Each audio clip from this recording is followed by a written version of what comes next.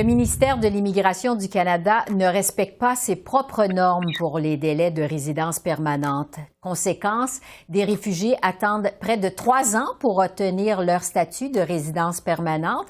Karen Hogan est vérificatrice générale du Canada. Elle est avec nous. Bonsoir, Madame la vérificatrice. Bonsoir.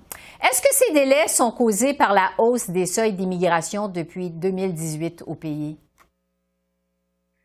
Alors, c'est certain que la hausse du seuil d'immigration a engendré beaucoup plus de travail, mais les fonctionnaires sont en mesure de traiter des centaines de milliers de demandes à chaque année.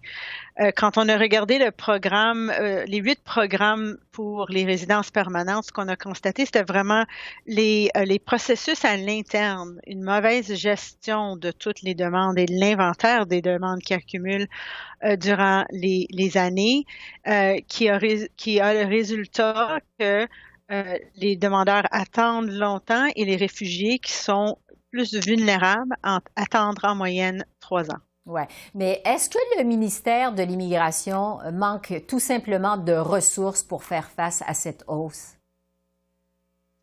Ça, c'est une question vraiment qui est difficile à répondre. Je ne sais pas si la réponse est oui, ils ont besoin de plus de ressources.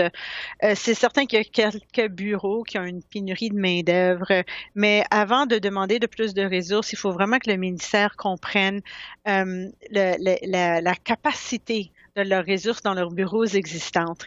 Ils n'ont pas analysé le temps ou la capacité de chaque bureau et en ce moment, ils dirigent des demandes de résidence permanente à des bureaux qui n'ont plus de capacité. Par exemple, on a comparé 2 bureaux, celui à Rome et celui de Tanzanie, et ils ont le même nombre de personnel qui traitent les demandes de résidence permanente, mais la Tanzanie reçoit 5 fois plus de demandes.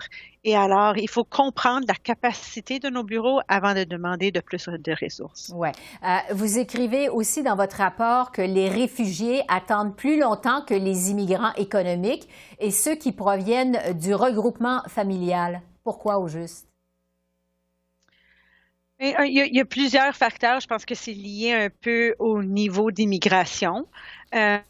Et c'est aussi lié au fait qu'il y a plusieurs des programmes du côté des réfugiés débutent l'année avec un inventaire qui est déjà au-delà du seuil, le niveau qui vont être acceptés durant l'année. Et alors, dans ce cas-là, ça dépend vraiment des processus internes pour voir s'il y a une amélioration pourrait se trouver dans l'attente. Mais c'est certain que les réfugiés vont attendre. Nous autres, on a recommandé au gouvernement d'être plus transparent avec l'attente. En ce moment, ils n'ont pas un standard de service pour les réfugiés et c'est difficile à connaître combien de mois ou combien d'années que tu devrais estimer que tu vas attendre. Mais est-ce qu'on peut parler d'une forme d'injustice dans le traitement des demandes? Le sous-ministre du ministère a reconnu qu'il y a la discrimination dans son ministère et même un rapport de vérif interne du ministère qui a été rendu public très récemment reconnaît que les employés notent qu'il y a des processus qui sont discriminatoires. Pour nous autres, ce qui était préoccupant, c'est que le ministère n'a pas analysé les résultats et l'inventaire sur des lignes de race ou des lignes liées par les pays de résidence.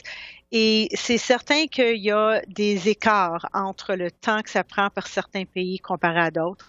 Et on a encouragé le gouvernement de mieux comprendre le pourquoi, les causes profondes, pour être en mesure d'équilibrer l'attente pour les demandeurs à travers le monde. Oui. On sait que le nouveau ministre de l'Immigration, Mark Miller, veut moderniser tout le système d'immigration au Canada.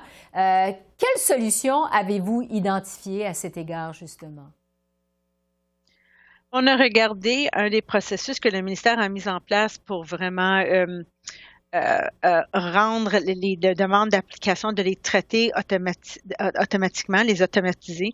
Et ce qu'on a vu, c'est qu'ils ne regardaient pas les résultats pour voir si ça avait amélioré le temps de traiter une demande ou si ça avait contribué encore plus aux écarts. En effet, on a vu que la plupart des demandes venant de l'Haïti ne sont pas traitées par le système électronique et sont traitées manuellement. Alors, ça prend plus longtemps. Et c'est ce type d'écart-là que le gouvernement devrait mieux comprendre avant de mettre en œuvre d'autres solutions qui sont électroniques. Est-ce qu'on sait comment ça pourrait coûter? Pour un système pour améliorer la gestion des dossiers? Oui. Je pense qu'ils sont en mesure de le regarder, mais on n'a pas vraiment entamé ce sujet-là lors de notre audit. On voulait juste savoir s'ils avaient adressé, fait des améliorations durant la dernière année. Et malgré des améliorations dans le temps de traitement de demandes, beaucoup de personnes attendent très longtemps pour avoir une décision sur leur résidence permanente. Karen Hogan, vérificatrice générale du Canada, merci beaucoup. Merci. Merci.